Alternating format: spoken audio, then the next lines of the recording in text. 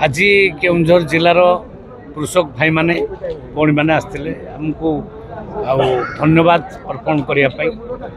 धन्यवाद कार्यक्रम ये गोटे नूतन कार्यक्रम सारा ओडिशा रे एटा चली मु धन्यवाद देवी कृषक भाई भाई भाई और भौणी मान से मनर खुशी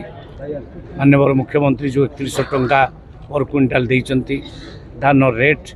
से माने खुशी अच्छा सारा ओडिशा रे से खुशी अच्छा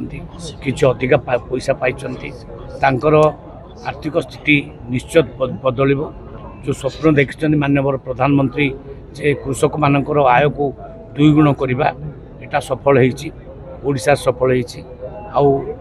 पर क्विंटाल जो इनपुट असिस्टेंट 800 टंका दिगला यहाँ बहुत बड़ कथा तेणु मु निश्चित भावुची आगामी दिन आहरी धान प्रोडक्शन बढ़िबो अन्य प्रोडक्शन बढ़ कहीं आम कृषि उपर बहुत टेस्ट देचु अबिका कोल्ड स्टोर विभिन्न ब्लॉक रे करने आरंभ करूँ तेणु निश्चित भाव में धान जमी प्रोडक्शन बढ़ तार आलू अन्य फसल बढ़ आम आशा रखुचु जे कृषक मान आर्थिक स्थिति बढ़िया सहित मेन प्रोब्लेम हूँ जो दादन खटिया गुड़े लोक पलाउं से दादन खटिबे ना कहीं कृषि क्षेत्र में से लेबर डेली लेबर कम पाई धान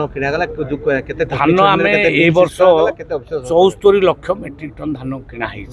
गत वर्ष जमा 58 लाख मेट्रिक टन किना ए वर्ष 74 लाख मेट्रिक टन धान किना जो मैंने भूल करते 61 जन अफसर विरुद्ध में एक्शन नि 18टी मिलर उपर एक्शन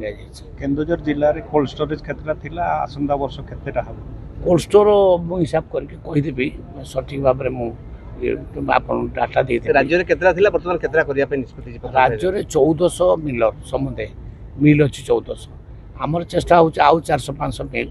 बढ़ेबू कहीं धान प्रोडक्शन जेतु बढ़ुची मिलर संख्या बढ़िया दरकार से हिसाब से केउंझर भी 10-12टी मिलर संख्या बढ़ू बोली मु आशा रखुची जो देखिबा में खरीब ये धान आसु ताको किनिया पे कोन सरकार पदक्षेप रबी पे प्रस्तुति चली आ रजिस्ट्रेशन होबा करबा आरंभ कर देछु हमें तार आम काम करूँ रबी रे जो मैंने बिकिबे से रजिस्ट्री करेंगे रजिस्ट्री कले आम ने गोटे कथा कहले आप विश्वास नथिला सरकार आसीबा पे नहीं विश्वास माने जिते बड़े 5 थर गोटे सरकार आसी थिला एवं गर्वर सहित कहूला जे आम 6 थर आसबू से आम मन टिके प्रकृत में धक धक धक धक होता कौन हम बोली आम एमती नुहे जे पूरा अविश्वासी थिलु आम लगुला आसो बोली सरकार किंतु पूरा विश्वास नाला कारण कला धन प्रचुर परिमाण पाखे थिला आम पाखे आम कार्यकर्ता माने प्रति थर हारी हारी हारी अंटार पैसा ना लड़ाई मु तो लड़ला बेलू मो पाखे टंकाटे नाला मुझे लड़ली मुझे जानी कि मो विरुद्ध जी लड़ूला से 10,000 कोटी टकर मालिक 100 कोटी टका से खर्च कला 100 कोटी टका खर्च करके से हारला मु कोटी टका भी खर्च कर पारे मु हारली